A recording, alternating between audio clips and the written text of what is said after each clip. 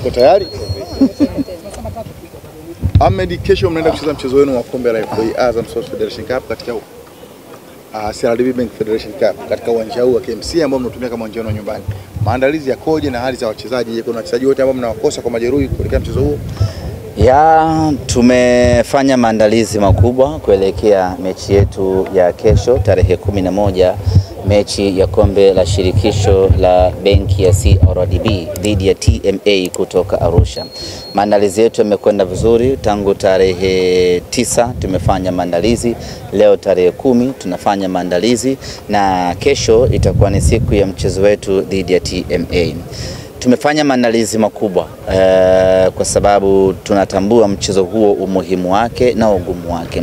Ukiangalia kwa jicho la haraka ama jicho la wasiwasi, unaweza kusema pengine tuna mchezo mwepesi kesho kwa sababu tunacheza na timu ya daraja la chini kwa maana ya TMA, lakini kiuhalisia tunacheza na timu ngumu kwa sababu kwenye mpira wa miguu dakika 90 huwa ndizo zinaamua unakuwa na mchezo wa aina gani. Huwezi kujua TMA watakuja na ubora gani katika mchezo wa kesho, lakini huwezi kujua wachezaji wao watakuja na mpango gani kuweza kutudhibiti Simba Sports Club.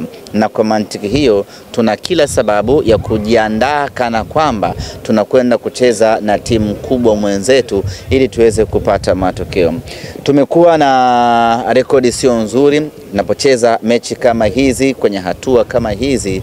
Mara kadhaa huko nyuma tumewahi kupata fundisho kwa maana ya kuondolewa. Sasa yale yote tumeyachukua kama funzo na kutupa nguvu ya kwenda kufanya vizuri katika mchezo wa kesho. Lakini kama haitoshi, moja kati ya wakubwa wenzetu katika ligi kuu ya NBC wameondoshwa na timu kutoka daraja la chini. Hii peke yake inakupa alert ya kwamba hizi timu ndogo sio za kuzichukulia poa. Ukiingia vibaya wanakufanya vibaya. Kwa sisi tunajiandaa mithili ya kwamba tunakwenda kucheza mchezo mwingine mkubwa na dhidi ya timu kubwa, kwa sababu tunataka kufanya vizuri katika mchezo huo. Wachezaji wetu wote wako vizuri, tunamshukuru Mwenyezi Mungu. Tulikuwa na majeraha ya wachezaji wawili, Shema Alon Fondo pamoja naye Musa Pinpin Kamara Spider, lakini wanaendelea vizuri. Ni jukumu la mwalimu kuamua kama anaweza kuwapa nafasi ya kucheza ili kupima utimamu wao wa mwili ama kuwaacha wapumzike zaidi ili watengemae kwa 100%. Lakini wengine walosalia wote wako vizuri na wako tayari kwa ajili ya mchezo wetu wa kesho dhidi ya TMA. Kwenye upande wa saikolojia, kuna athari yoyote unaweza kuipata mara baada ya kukosa mchezo uliopita?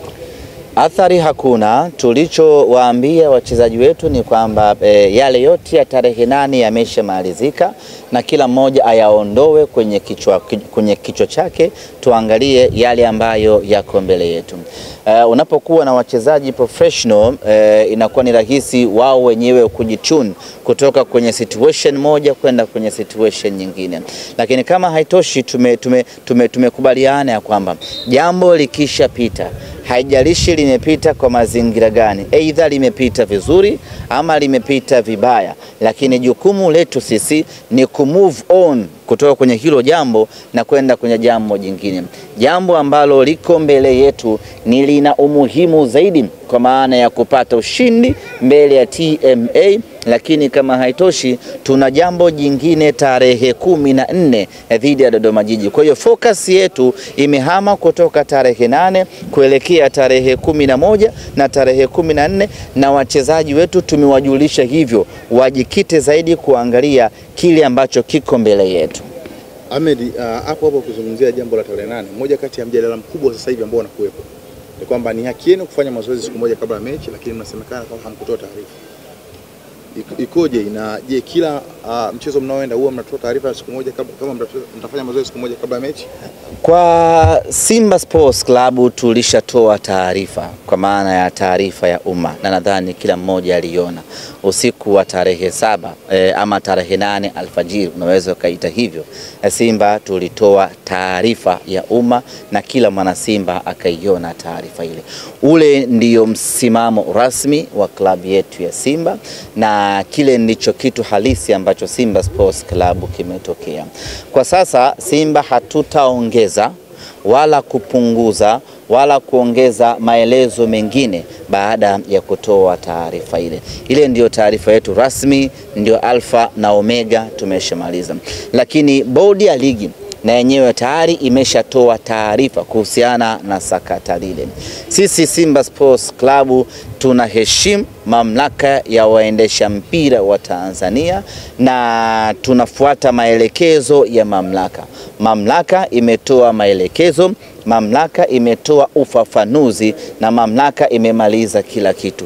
Sisi cha kwanza ni kuheshimu maelekezo ambayo yametolewa na mamlaka, lakini pili ni kusubiri maelekezo zaidi kutoka kwenye mamlaka. Mamlaka imeweka wazi ya kwamba mchezo wetu uliokuwa uchezwe tarehe 8 utapangiwa tarehe nyingine. Sisi Simba Sports Club ambao ni watu smart na maridadi sana kwenye kufuata miongozo ya mamlaka, jukumu letu ni kusubiri tarehe mpya. Na tayari bodi ya ligi ambayo inaongozwa na viongozi waadilifu, viongozi makini, wenye ubora na utaalamu wa kuendesha ligi ya Tanzania wametoa maelekezo ya kwamba wataupangia mchezo wetu tarehe nyingine. Sisi jukumu letu la msingi, taifa kubwa Simba Sports Club, ni kusubiri tarehe mpya ya mchezo wetu dhidi ya mtani wetu. Na kwa sasa tunaendelea na hiki ambacho kiko mbele yetu. Ambacho kiko mbele yetu ni mechi ya tarehe 11, mechi ya tarehe 14, mechi ya tarehe 2, hapo nazungumzia robo finali ya kombe la shirikisho Afrika, na mechi ya tarehe 9, robo finali ya kombe la shirikisho Afrika. Haya kwa sasa ndiyo vipaumbele vyetu kwa sasa. La tarehe 8 tunasubiri maelekezo kutoka bodi ya ligi Tanzania. Ahmed, jana cha wao kuja kwenye uwanja wenu pale Bunju jana. Hatujajua dhamira yao ilikuwa ni nini kuja. Dhamira yao wanasema walikuja na timu yao. Vipi kipigo pale pale kwa sababu ile uwanja wao kwenu mmefanyia mazoezi vya kutosha. Kwa hiyo hamtakuwa na kisingizio tena cha kukimbia. Ndio dhamira yao hapo kwa sasa. Ndio dhamira ya wao kuja Bunju. Nasema nimekuja na timu ilikuwepo mle. Bahati mbaya hawakuwakuta. Wengine wanasema kwamba ni utani tu wanataka kufanya hivyo. Wanasema kamjiwafungulia geti. Wabinia. Kwa hiyo walikuja tucheze mechi. Sababu si kule saa 6 mchana. Mchana jua kali. Sababu kama walikuwa na nia kweli tucheze mechi, muda wa mazoezi ni saa 10. Wangekuja saa 10. Kingepigwa. Kuja saa 6 ni magilini tu. Hawana hiyo nia hiyo hawana. Na nyinyi mliwaona wachezaji kwenye hilo basi? Basi limefungwa vio, kwa hiyo huwezi kujua wachezaji au lakini dereva anaonekana anasema wachezaji. Si ndio nyinyi mliripoti kwamba baada ya wao kuondoka pale uwanjani tarehe 8 kila mchezaji aliruhusiwa? Walijikusanya saa ngapi wakaja Bunju? Ni kesho yake ilikuwa. Si ndio? Yaani walijikusanya saa ngapi?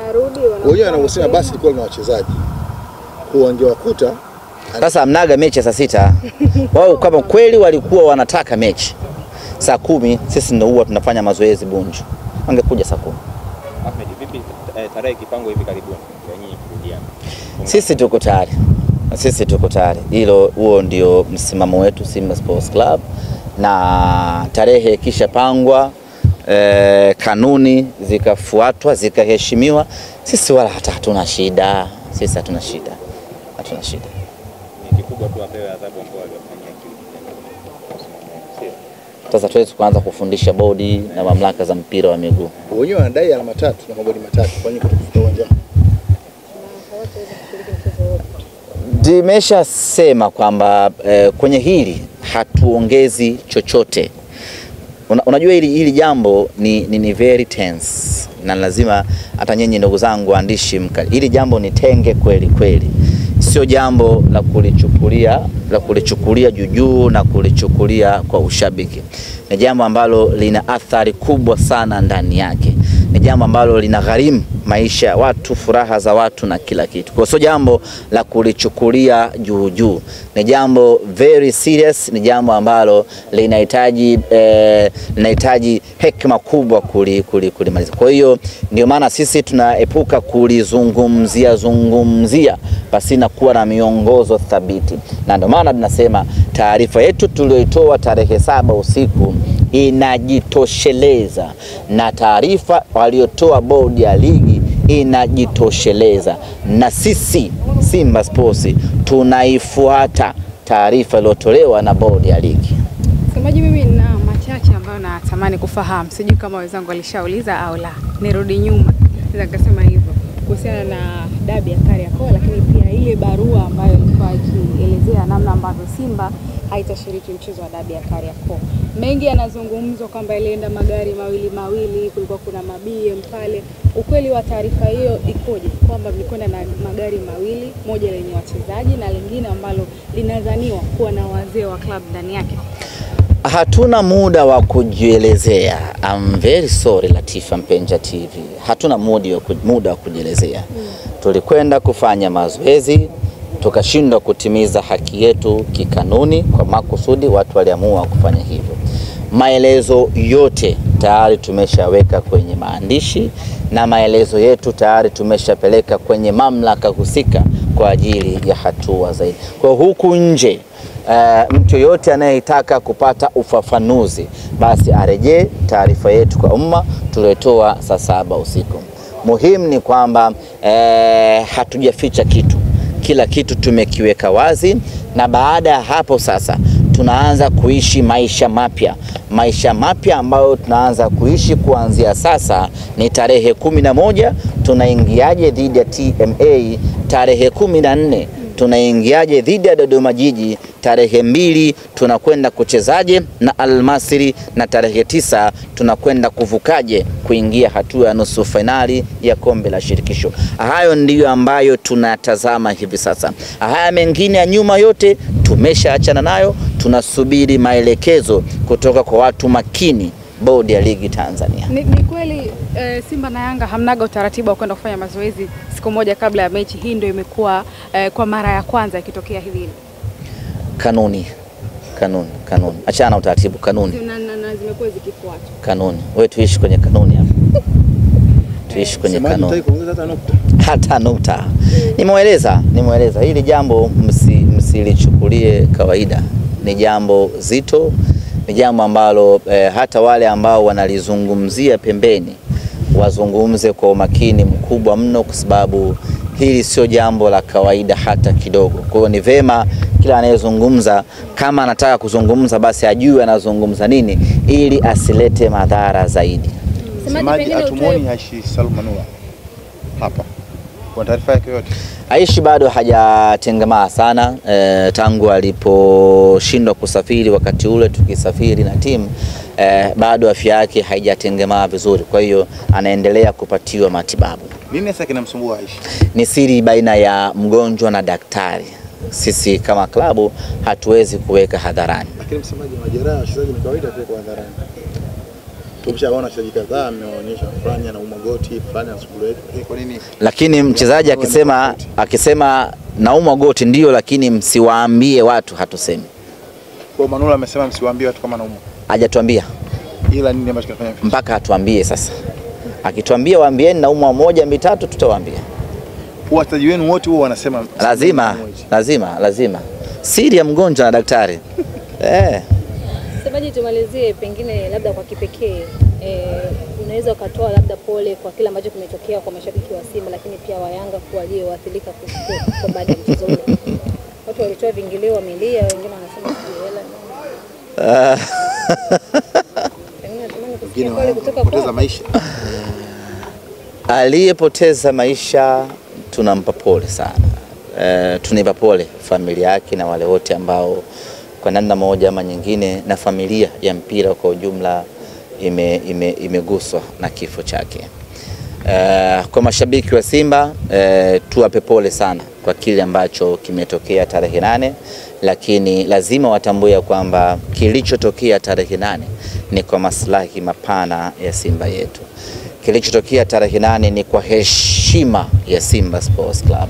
Kwa hiyo wala wasifikirie nauli zao, wala wasifikirie viingilio vyao, waifikirie Simba Sports Club. Ni maamuzi magumu, lakini kwa heshima ya Simba Sports, na sio heshima ya leo, ni ya heshima ya miaka 100 ijayo ilikuwa inatafutwa usiku wa tarehe 7 pale nje ya gate la Benjamin Mkapa. Kwa hiyo lazima watambue hilo, ya kwamba heshima ya Simba Sports Club lazima ilindwe, lazima isimamiwe. Hii ni timu kubwa, hii ni timu iliyojipambanua kwamba ndio role model wa mpira wa Tanzania. Kwa hiyo lazima tuweke mstari sawa sawa. Kwa hiyo kwa wale wote ambao wamepata usumbufu, sisi tuwape pole, lakini wasijisikie unyonge kwa sababu heshima ya mnyama imetamalaki. Semaji, kauli yako inaonyesha kama kuna kitu nje ya kuzuia kufanya mazoezi. Kusema kwa mtafuta heshima miaka 100. Nadhani wengi kwa macho yetu kwa tunaamini kama mngecheza na kupata matokeo ilikuwa ni heshima kubwa kuliko mchezo. Kuna heshima gani ambayo imefanya msicheze? Tujiandae na TMA. Yeah, ndo jambo la msingi sana kwa sasa hivi. Sasa sisi tuishi na vitu ambavyo viko mjini. Sisi tunaangalia maendeleo ya klabu yetu. Tukiondoshwa na TMA hapo, nafikiri itakuwa noma kiasi gani. Kwa hiyo lazima tuwekeze nguvu kubwa kuhakikisha kwamba tunamngoa TMA. Hamtaki aliyokuta Azam. Tutaki aliyomkuta ndugu yetu. Maandalizi pia yapoje kwa ya maandalizi yanakwenda vizuri kusema kweli, namshukuru Mwenyezi Mungu. Tangu tarehe 9 tumekuwa na maandalizi kubwa sana kuelekea katika mchezo wetu dhidi ya TMA. Na sisi tuseme wazi kwamba hatumchukulii kawaida hata kidogo. TMA ni mpinzani mgumu, ni mpinzani ambaye tunalazimika na tunawajibika kujipanga sawa sawa kwenda kumkabili. Na uzuri ni kwamba tunayo experience ya kucheza na timu ndogo kwenye hatua kama hizi. Kuna wakati timu ndogo inakuja in a very surprise manner